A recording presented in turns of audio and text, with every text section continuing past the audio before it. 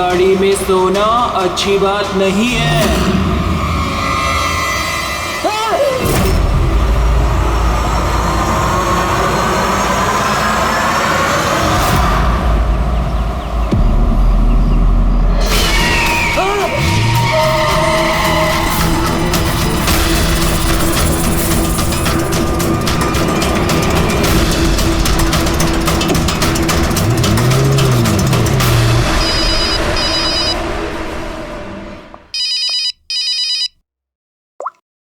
हाँ विनीत।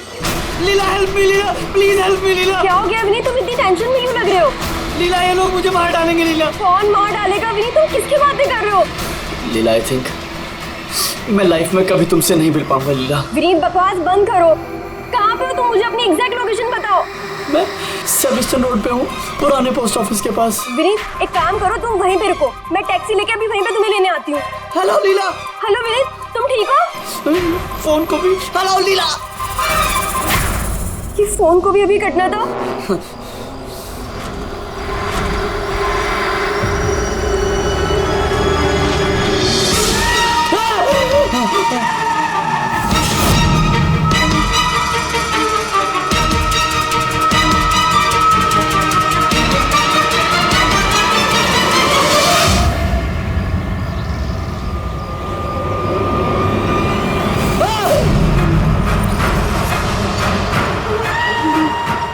भगवान please help मी, मुझे मेरे घर तक पहुंचा दो प्लीज।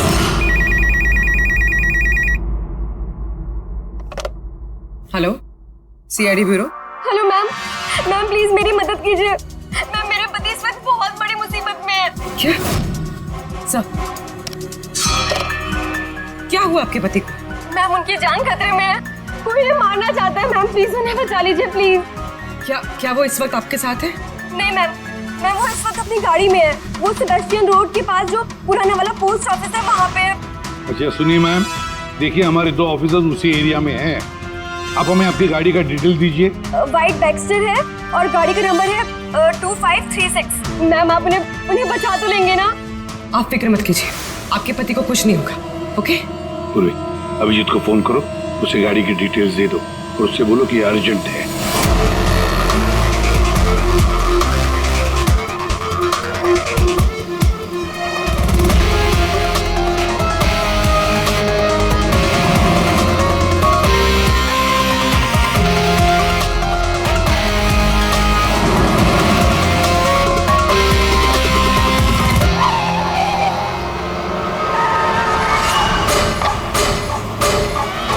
यही नंबर है। ये गाड़ी ऐसे क्यों चला रहा है? ये तो एक्सीडेंट कर देगा।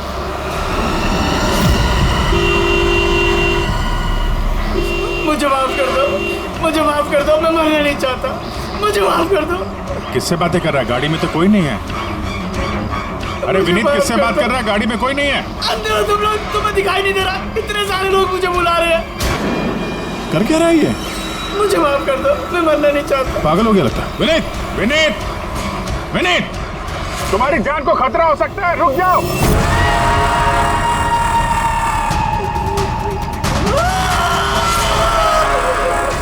अंकल मेरे साथ खेलो ना, बहुत मजा आएगा। विनीत गाड़ी रोको, साइड में लगाओ।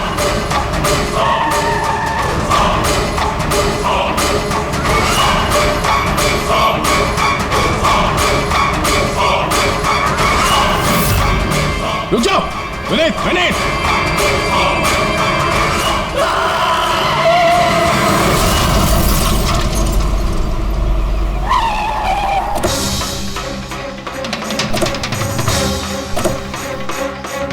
विनीत, ओह नो, ये तो मर चुका है। स्मेल है।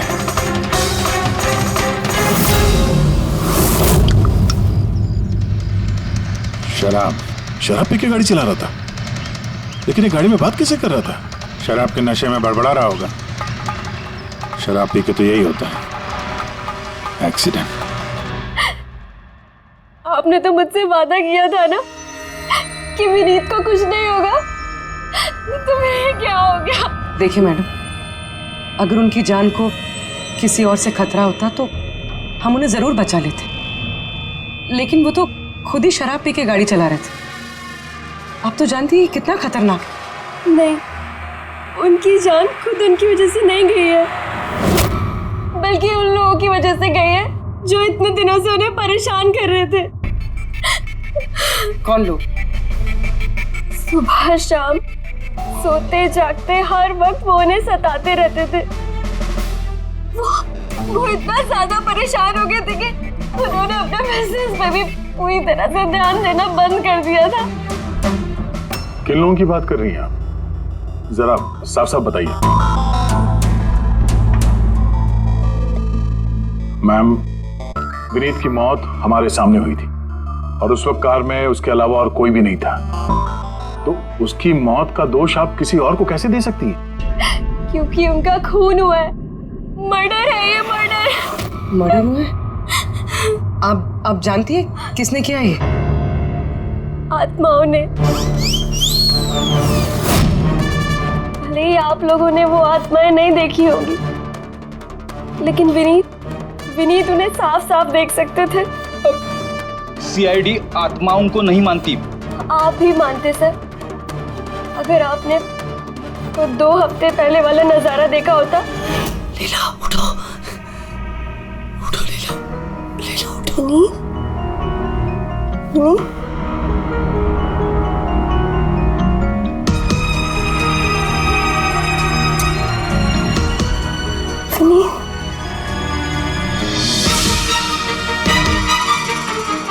विनीत, लीला, क्या विनीत? वहाँ देखो, कबर्ड के ऊपर। क्या है वहाँ विनीत? लीला, कबर्ड के ऊपर मुझे घूर रहा है। लीला, मुझे सोने नहीं दे रहा हूँ।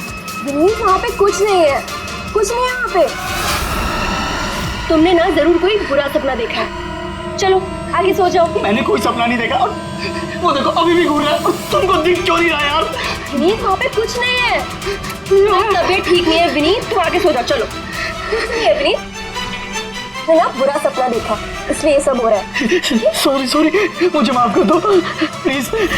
एक मिनट, ये विनीत किस चीज के लिए माफी मांग रहा था? ये तो मुझे भी नहीं पता सर। विनीत काम क्या करता था? सर, उनकी कंपनी हॉस्पिटल्स में मेडिकल इक्विपमेंट सप्लाई करती थी। आप श्योर हैं कि वो विनीत का खून आत्मा नहीं किया? सर, मुझे पहले तो नहीं लगता था, क्योंकि ना तो मैंने कभी कोई आत्मा देखी थी और नहीं कभी मैंने उनकी आवाज सुनी थी। लेकिन बाद में मुझे विनीत की बातों पे यकीन होने लगा कि वो सच कहता था।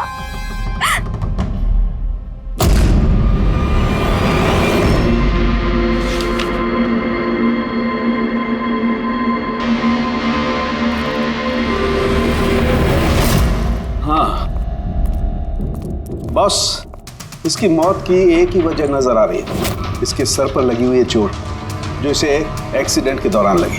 पक्का डॉक्टर साहब, कोई और वजह नहीं? अब विसरल सैंपल्स को चेक करना अभी बाकी है, लेकिन प्राइमा फेसी तो यही दिखता है कि मौत की वजह एक्सीडेंट है।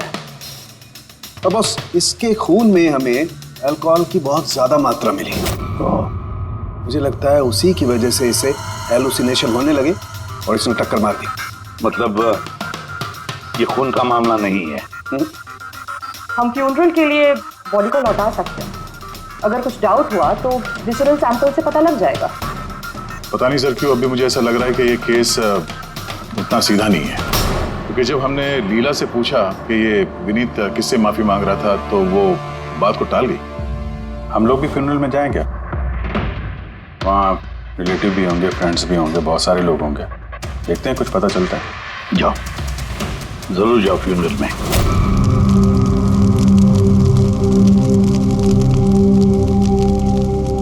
अच्छा हुआ मर गया, ऐसे गलत लोगों के साथ ऐसा ही होना चाहिए। तुमने बिल्कुल ठीक कहा, इसकी मौत इससे बदतर होनी चाहिए थी। बस अब उस दिन का इंतजार है जब उन दोनों की भी चिता जलते हुए देखूंगा। उस दिन तुम सबको बहुत बड़ी पार्टी दूंगा मैं। क्या प्रॉब्लम क्या तुम्हारी? हाँ? यहाँ पर एक आदमी की चिता जल रही है, शौक मनाने के बजाय जश्न मनाने की बात करो तुम लोग। क्यों ना मनाऊं जश्न? अरे असली जश्न तो उस दिन मनेगा जिस दिन ये दोनों भी अग्नि की भेंट चढ़ेंगे। वो दोनों अग्नि की भेंट चढ़े या ना चढ़े, तुम सीआईडी की हद पे जरूर चढ़ोगे। सर अगर आप लोग सीआईडी से हैं तो आपको मुजरिमों का साथ देने के बजाय हम लोगों को इंसाफ दिलाना चाहिए सर। एक मिनट, कहना क्या चाहते हो, पूरी बात बताओ। सर मेरा नाम रोहित है और मेरे पिताजी पर्पल हॉस्पिटल में एडमिट थे। डॉक्टर सर वो वेंटिलेटर पे। डॉक्टर, नर्स डॉक्टर का रिलैक्स। मेरे पिताजी मर रहे हैं वहाँ पे, प्लीज डॉक्टर को बुलाइए प्लीज। क्या हुआ? क्यों शोर मचा रहे हो? शोर न मचाऊं तो क्या करूं? मेरे पिताजी मर रहे हैं वहाँ पर और आपके साथ यहाँ बैठकर मक्खियाँ मार रहे हैं। आप शांत हो जाइए प्लीज, आप जाइए पेशेंट के पास, हम आते हैं। मैम प्लीज जल्दी कीजिए प्लीज। हाँ गजब हो गया, सारे के सारे वेंटिलेटर्स एक एक करके बंद हो रहे हैं। यस मैम, हमारे 2 इंटर्न्स मैनुअली ऑक्सीजन दे रहे हैं कुछ पेशेंट्स को। मैम हर पेशेंट के साथ ऐसा नहीं हो सकता, अगर वेंटिलेटर्स ठीक नहीं हुए तो पेशेंट मर जाएंगे। धीरे बोलो। अरे ये हॉस्पिटल के रेपुटेशन का सवाल है, अगर मरीजों के घर वालों को पता चल गया है ना फिर बवाल हो जाएगा। आप प्लीज 2 मिनट का वक्त दीजिए, हम सोल्यूशन। मैम एक एक करके सारे वेंटिलेटर्स बंद हो रहे हैं। बाकी के वार्ड्स में चेक करो। Okay ma'am. अरे वो सप्लाई विनीत को फोन करो ना, वो ही अभी कुछ कर सकता है, बस टेंशन लेने की जरूरत। डॉक्टर महक, हुआ क्या है सर? वेंटिलेटर बंद हो रहे हैं सारे। आप प्लीज शांत रहिए, मैं बात करती हूँ ना। सर एक एक करके सारे वेंटिलेटर्स बंद हो गए।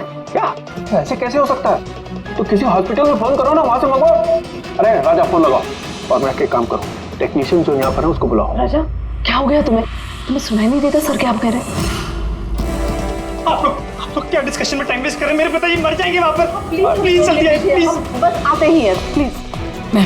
Ma'am very bad news, 2 patients की जान चली गई है, 5 पेशेंट्स बहुत क्रिटिकल कंडीशन में हैं। सर अगर आज हम लोगों का परिवार हमारे साथ नहीं है तो उसके जिम्मेदार सिर्फ और सिर्फ ये 3 लोग हैं, विनीत, महक और राजा। ये विनीत तो इक्विपमेंट सप्लाई करता था ना? जी सर। और ये महक राजा? सर जिस दिन ये हादसा हुआ उस दिन महक डॉक्टर इंचार्ज थी और राजा हॉस्पिटल का एडमिन संभालता था। ये सिर्फ राजा और महक आए हॉस्पिटल से या और लोग भी आए वहाँ के? आए ना सर, वो हेड नर्स परिणीता, वो शेखर जो कि मेंटेनेंस में है, और वो डॉक्टर केदार इस हॉस्पिटल के मालिक। ठीक है, अभी शांत हो जाओ। हम इस मामले के तह तक जाएंगे। अगर तुम्हारे पिताजी के साथ नाइंसाफी हुई है तो उन्हें इंसाफ जरूर मिलेगा।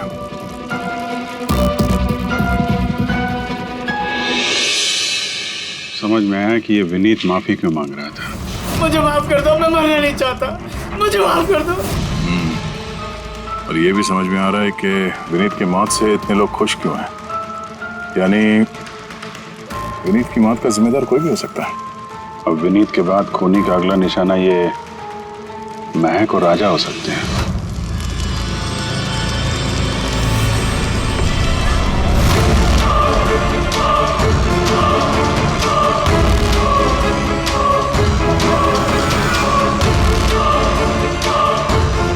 मुझे माफ कर दो। तुमने मुझे क्यों मरने दिया? मेरा पीछा मत करो।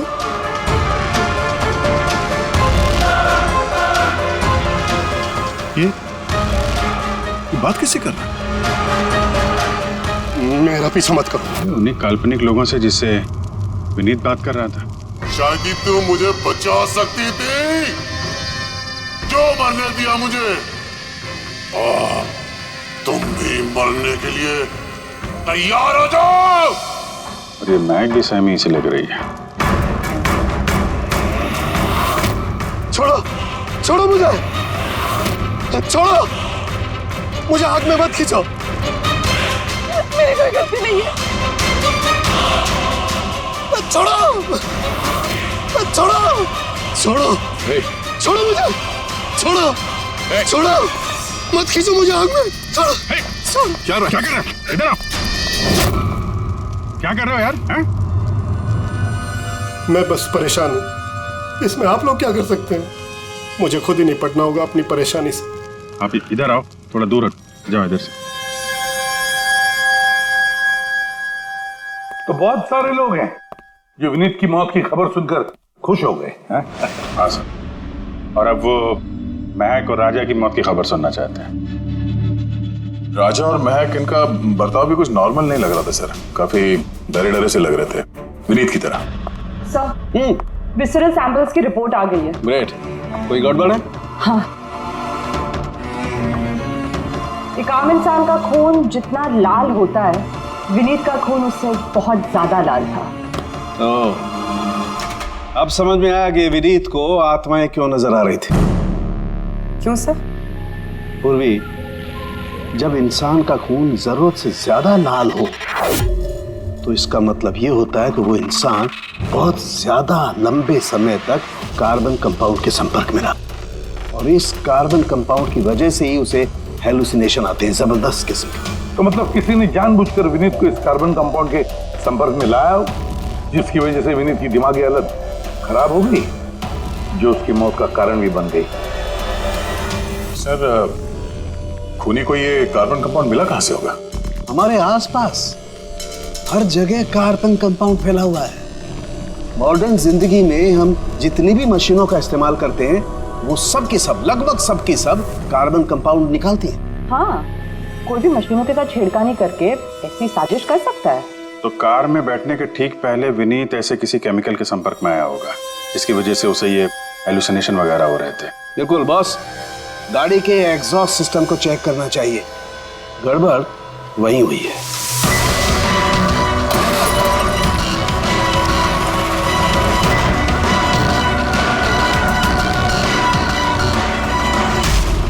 सालू सर तो सही बोले थे सर। भाई, इसमें से तो केमिकल भर के आ रहे हैं। एक बात तो पक्की है पंकज, आत्मा कोई नहीं थी। हाँ सर, इसका मतलब अब खूनी के निशाने पे दो लोग हैं, राजा और महक।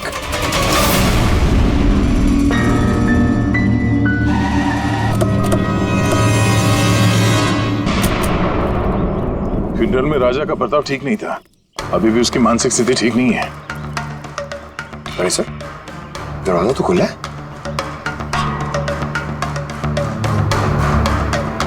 ये खूनी राजा तक पहुंच तो नहीं गया?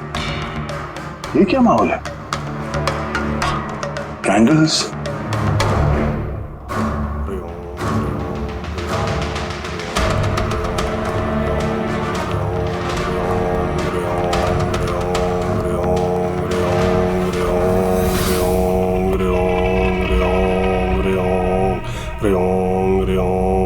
राजा,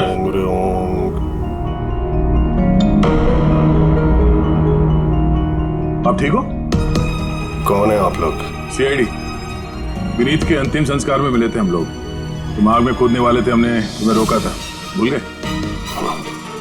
अब आप लोगों को मुझे रोकने या बचाने की जरूरत नहीं पड़ेगी। जब तक विनीत का खूनी पकड़ा नहीं जाता, तुम्हारी जान को भी खतरा है। अच्छा, सच सच बताना, उन 12 मरीजों की मौत क्या तुम्हारी लापरवाही की वजह से गई थी? खबरदार जो मुझ पर ऐसा गंदा और झूठा इल्जाम लगाया था। मैं निर्दोष हूं और कोई नहीं मरा मेरी वजह से। शांत शांत। राजा बड़ी मुश्किल से शांत हुआ है, इसे गुस्सा मत दिलाइए। आपकी तारीफ? श्लोक नाम है मेरा। मैं राजा की इस बुरे वक्त से बाहर निकलने में मदद कर रहा हूं। ओह, तो आप साइकियाट्रिस्ट हैं? साइकियाट्रिस्ट नहीं, साइकिक, मीडियम।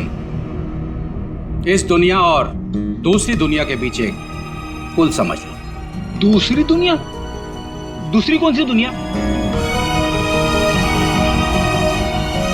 वही आत्माओं वाली दुनिया। वैसे हम भी एक पुल है, मुजरिमों की दुनिया से लेके जेल के अंदर सलाखों के पीछे तक पहुंचाने का पुल। पर सर, आप मुझे सलाखों के पीछे क्यों डालना चाह रहे हैं? मैं तो राजा की आत्माओं से बचाने में मदद कर रहा हूँ। राजा को आत्माओं से नहीं, केमिकल पॉइजनिंग से बचाने की जरूरत है। और बंद करो अपना ये ढोंग, समझे? सर, वो कहाँ इशारा करें? उस बूढ़े आदमी की तरफ जो एसी के पास खड़ा हुआ है। किसकी बात कर रहे हैं? मुझे तो कोई भी नहीं दिख रहा। मुझे भी नहीं दिख रहा है। मानो या ना मानो, इस कमरे के अंदर कोई शक्तिशाली आत्मा है जो राजा को नुकसान पहुंचाना चाहती है। अभी पता चल जाएगा।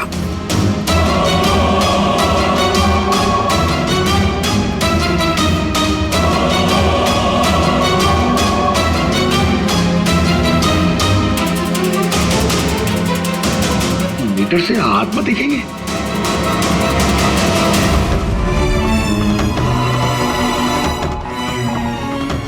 देखा, वो आत्मा एसी के पास ही है। मेरी ईएमएफ मशीन झूठ नहीं बोल सकती।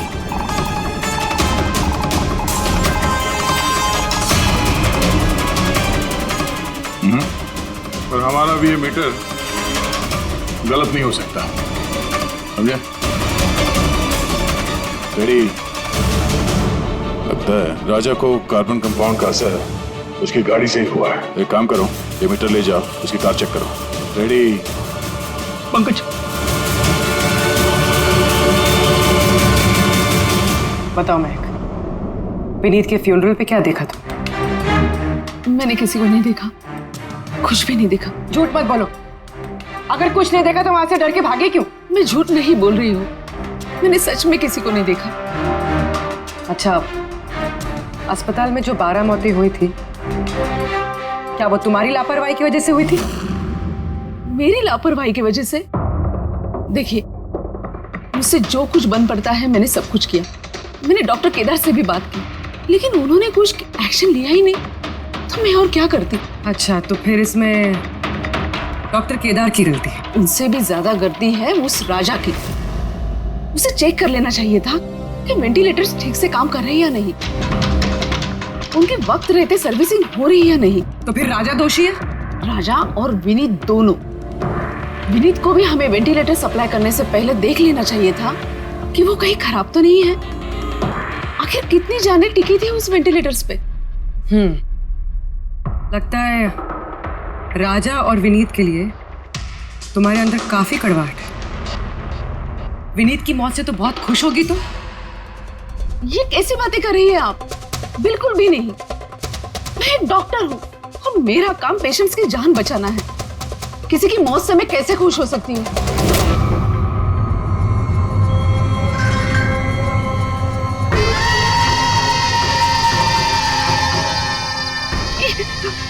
वो आ गया, वो आ गया, वो देखिए। लेकिन यहाँ तो कोई नहीं। पीछे है। यहाँ पर कोई नहीं है। देखो, तुम घबराओ मत। जब तक मैं हूं तुम्हें कुछ नहीं होगा। हाँ?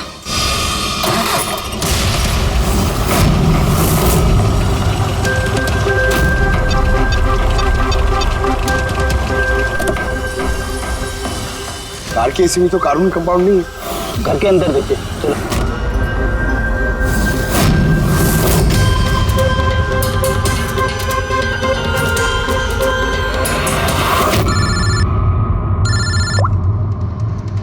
हाँ पूर्वी,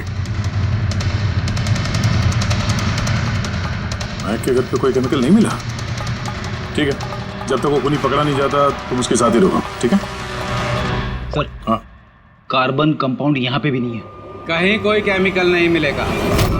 विज्ञान की दुनिया और केमिकल की दुनिया के अलावा भी कोई दूसरी दुनिया है, मानो या ना मानो। चुप, वो बंद। और जब तक बोलने को नहीं कहा जाए मुंह खोलना नहीं। राजा जी, आपको डरने की कोई जरूरत नहीं है। हम लोग हैं यहाँ पर। जब तक वो खूनी पकड़ा नहीं जाता सीआईडी आपके साथ ही रहेगी। मुझे सीआईडी की जरूरत नहीं है, ये है ना मेरी सुरक्षा करने के लिए। यार ये कैसे हो सकता है? ना राजा के घर में केमिकल मिला, ना महक के घर में केमिकल मिला, कैसे हो सकता है? सर, हमने राजा के घर को अच्छी तरह से चेक किया, एक एक कोना देखा, गाड़ी भी चेक की, कहीं कुछ नहीं मिला। हाँ मगर दया, अगर कोई केमिकल का इस्तेमाल ही नहीं हुआ है तो फिर राजा और महक को हेलुसिनेशन हुए कैसे? कोई तो वजह होनी चाहिए। और सर, जिस तरीके से विनीत के कार के एसी में केमिकल का इस्तेमाल किया गया है, ये किसी नौसिखिया का काम नहीं लगता है। तो कोई एक्सपर्ट। एक काम करते हैं, मरने वालों के घरों में देखो, शायद कोई ऐसा आदमी हो जो केमिकल्स के बारे में अच्छी जानकारी रखता हो, कोई केमिकल्स में एक्सपर्ट।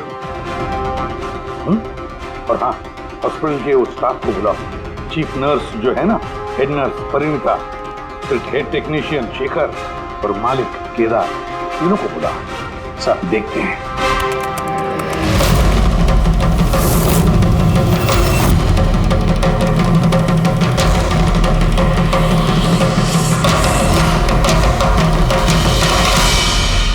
तुम्हारा नाम शेखर है? Yes sir. हॉस्पिटल के हेड मैकेनिक, मेन टेक्नीशियन, मतलब हॉस्पिटल में जब भी किसी मशीनरी में प्रॉब्लम्स आ जाते तो पहले तुम्हें पता चलता है। जी हाँ सर। तो हॉस्पिटल के वेंटिलेटर्स खराब हो गए थे, ये तुम्हें पता नहीं था? सर पहले से पता था। तो फिर किया कुछ नहीं क्यों? पता क्यों नहीं किसे? हाँ सर इसमें मेरी कोई गलती नहीं है। तो फिर किसकी गलती? सर मैंने महक को पहले से ही बता दिया था वेंटिलेटर्स के बारे में, कि वेंटिलेटर्स में प्रॉब्लम हो रही है और वो कभी भी खराब हो सकते हैं। और ये वेंटिलेटर्स बंद होने से पहले तुमने बताया था?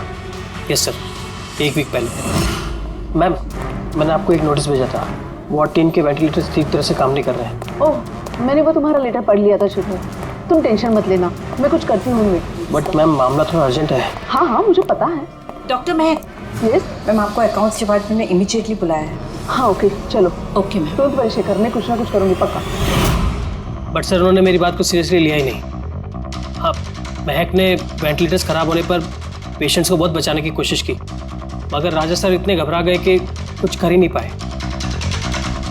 शेखर जी, तुम कितना सच बोल रहे हो, कितना झूठ, ये तो हम पता लगा ही लेंगे। सर महक की कोई गलती नहीं है, उसने मुझे वेंटिलेटर्स खराब होने के बारे में पहले ही बता दिया था। लेकिन आपने क्या किया? सर मैंने हॉस्पिटल के एडमिन हेड को बता दिया था, राजा को, क्योंकि हॉस्पिटल के जितने भी ये मशीनरी है उनकी देखरेख की जिम्मेदारी एडमिन हेड की होती है सर। तो आपने एडमिनिस्ट्रेटिव हेड राजा को बता दिया और आपकी जिम्मेदारी खत्म हो गई। अब मालिक है ना इस हॉस्पिटल के, तो जिम्मेदारी खत्म कैसे होती है आपकी? सर मैंने अपनी जिम्मेदारी निभाई, तभी तो मैं खुद गया राजा के केबिन में। राजा। जी सर। ये सब क्या कर रहे हो? अरे ये सब जरूरी नहीं है, इतने सारे मरीजों की सांसें वेंटिलेटर के भरोसे चल रही हैं, तुम यहाँ बैठे हो, अरे कुछ करो ना। जी सर, मैं अभी सप्लायर से बात करके वेंटिलेटर बदलवा देता हूँ। प्लीज प्लीज जल्दी करो। जी सर मुझे समझ में नहीं आ रहा कि उन्होंने वेंटिलेटर्स बदलवाए क्यों नहीं। मैं हैरान हूँ सर, कोई भी केदार जी पे उंगली उठा नहीं रहा। हर कोई राजा, विनीत और महक के पीछे पड़ा हुआ है। वही तो, हॉस्पिटल के मालिक है ना केदार जी, तो पूरी की पूरी जिम्मेदारी भी केदार जी तुम्हारी है। इन सब अब मैं खुद जाके तो रिपेयर नहीं कर सकता ना वेंटिलेटर्स। सर मेरा काम है कि कंसर्न डिपार्टमेंट को इन्फॉर्म करना, और सर वो मैंने कर दिया। बल्कि मैंने विनीत से खुद बात करी, मैंने उससे कहा कि अगर ये रिपेयर हो सकते हैं तो रिपेयर करे, वरना इनको चेंज कर दे, और उसने कोई एक्शन ही नहीं लिया। उसने कोई एक्शन नहीं लिया, उसने कोई एक्शन नहीं लिया। आपने क्या एक्शन लिया? और नाम भी ले रहे हो तो विनीत का जो मर चुका है, या राजा का जो जवाब देने की हालत में नहीं है। सर जो सच था वो मैंने आपको बता दिया, अब मानना ना मानना सर आपके हाथ में है। परिणीता। जी सर। हॉस्पिटल की हेड नर्स, तो तुम हॉस्पिटल के बारे में सब कुछ जानती होंगी? जी सर। तो फिर अब सच सच बताओ, ये जो कुछ भी हुआ है किसकी लापरवाही से हुआ? बताओ जल्दी। हाँ सर, बताती हूँ। मेरे साथ धोखाधड़ी करने की कोशिश मत करना राजा। और हाँ, अगर मशीनों में कोई फिजिकल डैमेज है वो वारंटी में नहीं आता। अगर तुमको नए वेंटिलेटर चाहिए तो पूरी कॉस्ट पे करनी होगी, समझा? मैंने तुमसे घटिया इंसान आज तक अपनी जिंदगी में नहीं देखा। अब ना तो हमारा हॉस्पिटल तुमसे कोई सामान लेगा और ना ही शहर का कोई दूसरा हॉस्पिटल। सुनो, ये धमकी किसी और को देना, जानता नहीं तुझे मैं कौन हूँ, जो करना है कर ले।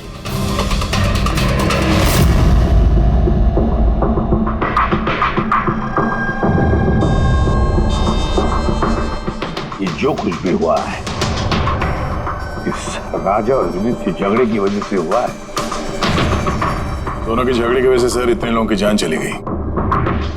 राजा को नए वेंटिलेटर का इंतजाम तुरंत करना चाहिए था। सर इन मरीजों के परिवार वालों में से 3 लोग ऐसे हैं जिन्होंने केमिकल इंजीनियरिंग की है। अच्छा, 3 लोग? तो फिर उनकी कुंडली निकालो, देखते हैं।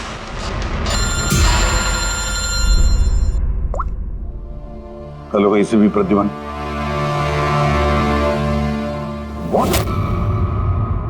ठीक है, हम अभी पहुंचते हैं। क्या हो सर? राजा की मौत हो गई।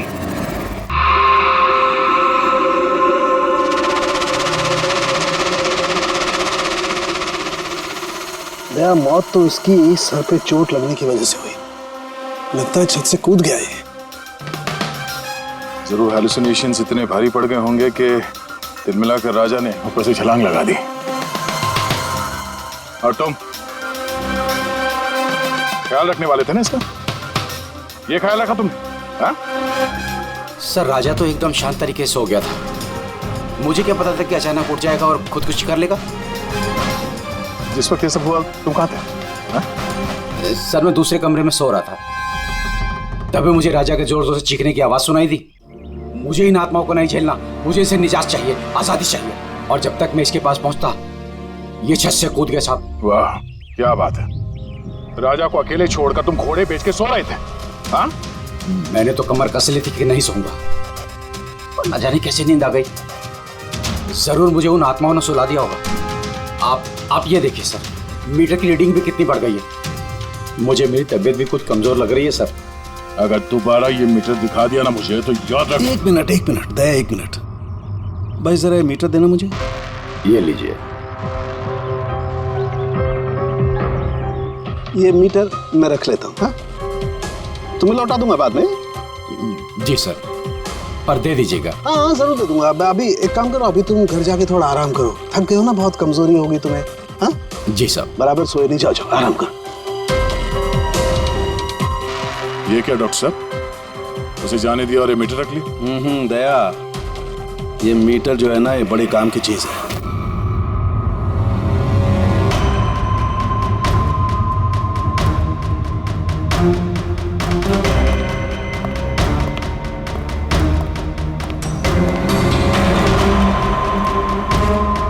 इस रूम में चेक करता हूं। हाँ सर। नहीं, ऊपर चलते हैं।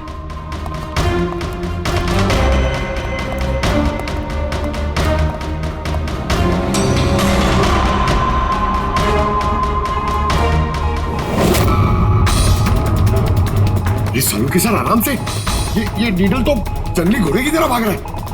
माय गॉड, हम यहाँ पर ऐसे नहीं खड़े रह सकते दया, हमें प्रोटेक्टिव गियर्स पहनने पड़ेंगे। प्रोटेक्टिव गियर्स वो किस लिए सर? अरे अपनी सुरक्षा के लिए।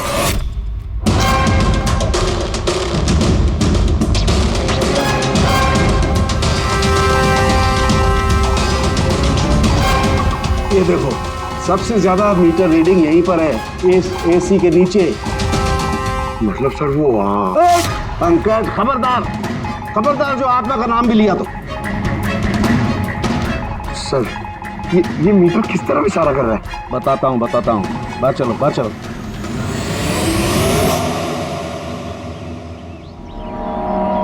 देखा दया, ये है EMF, इलेक्ट्रोमैग्नेटिक फील्ड डिटेक्ट करता है ये।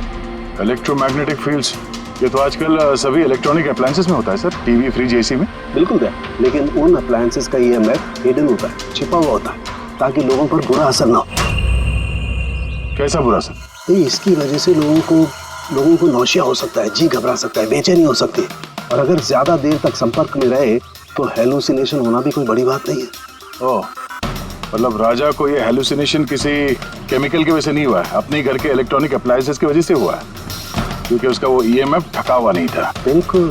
इसका मतलब है सर किसी ने ये जानबूझ के छेड़छाड़ की है इसमें? हो सकता है। वैसे ही राजा को अंदर से पछतावा महसूस हो रहा था, दुखी था बेचारा कि वो मरीजों को बचा नहीं पाया, इसीलिए हेलुसिनेशन उसे पछतावा के रूप में दिखाई देने लगे। शायद इसी पछतावे की वजह से इस विनीत की भी मौत हो गई। बिल्कुल, और वो अशोक, उससे भी कमजोरी इसीलिए महसूस हो रही थी क्योंकि वो भी काफी देर तक इस EMF के संपर्क में था। यहाँ पे वो कार्बन कंपाउंड नहीं मिला घर में। मिलेंगे कैसे दे, क्योंकि यहाँ तो EMF का इस्तेमाल हो रहा था, और सबसे ज्यादा रीडिंग मुझे बेडरूम के AC में मिली। इसका मतलब बेडरूम के AC में छेड़छाड़ हुई। फिर तो उस महक के घर में भी EMF। ओह नो, हमें तुरंत पुलिस को इन्फॉर्म करना होगा।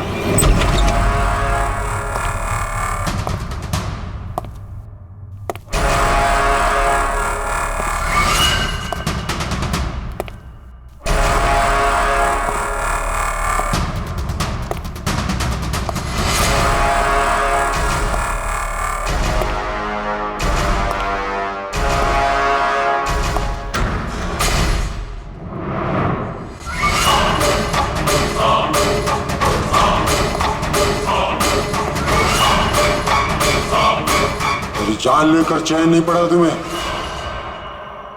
जो फिर से मुझे मारने आई हो।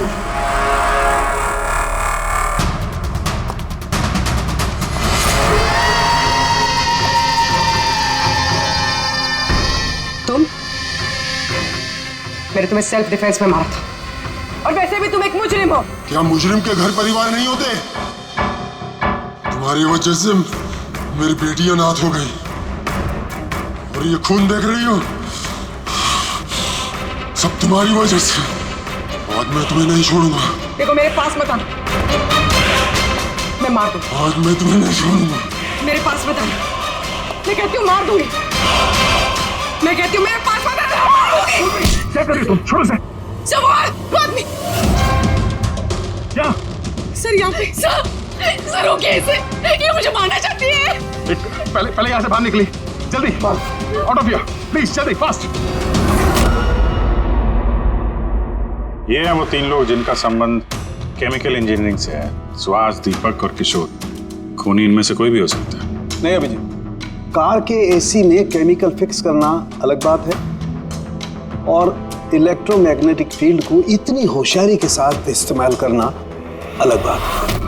मुझे लगता है कोई ऐसा आदमी है जिसे साइंस की, मेडिकल साइंस की बहुत अच्छी जानकारी है, या तो कोई डॉक्टर या कोई साइंटिस्ट।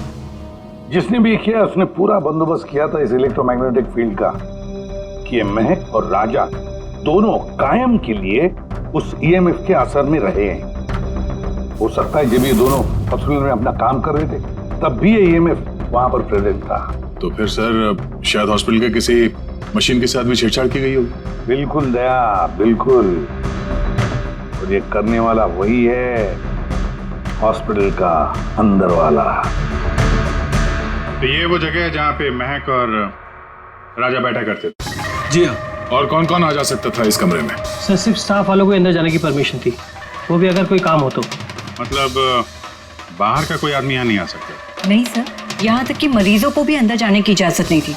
इसका मतलब तो ये हुआ कि स्टाफ का कोई है, मतलब आप में से कोई एक खूनी है। ये आप कैसे कह सकते? ये हम नहीं कह रहे हैं, ये ईएमएफ मशीन कह रही है जिसने हमें सब कुछ बता दिया है। और इस ईएमएफ मशीन के हिसाब से इस एसी के साथ छेड़छाड़ की गई थी। इसका मतलब है राजा और महक को मारने की कोशिश की गई थी, मगर बेचारा राजा मारा गया। एसी के साथ छेड़छाड़? क्या कह रहे हैं आप लोग? हमें तो कुछ समझ में नहीं आ रहा। ये बात इस कमरे में मौजूद वही इंसान समझ सकता है जो खुद खूनी है।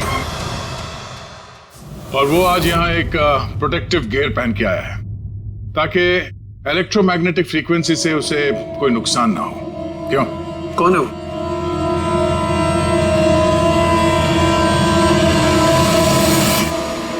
यहाँ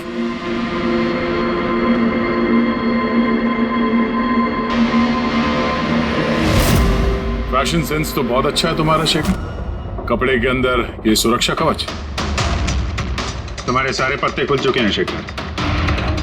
हमने तुम्हारे बारे में सब कुछ पता लगा लिया है। तुम ही यहाँ पे सिर्फ ऐसे टेक्नीशियन हो जो एसी के साथ छेड़छाड़ कर सकते हैं। अब जल्दी बताओ, क्यों किया तुमने ऐसा?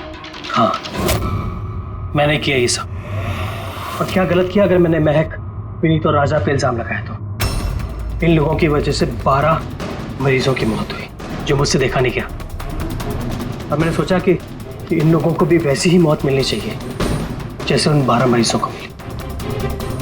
इसलिए मैंने ईएमएफ और कार्बन कंपाउंड के जहर का इस्तेमाल किया ताकि इन लोगों को ऐसी मौत दे सकूं। मौत नहीं, एक भयानक मौत।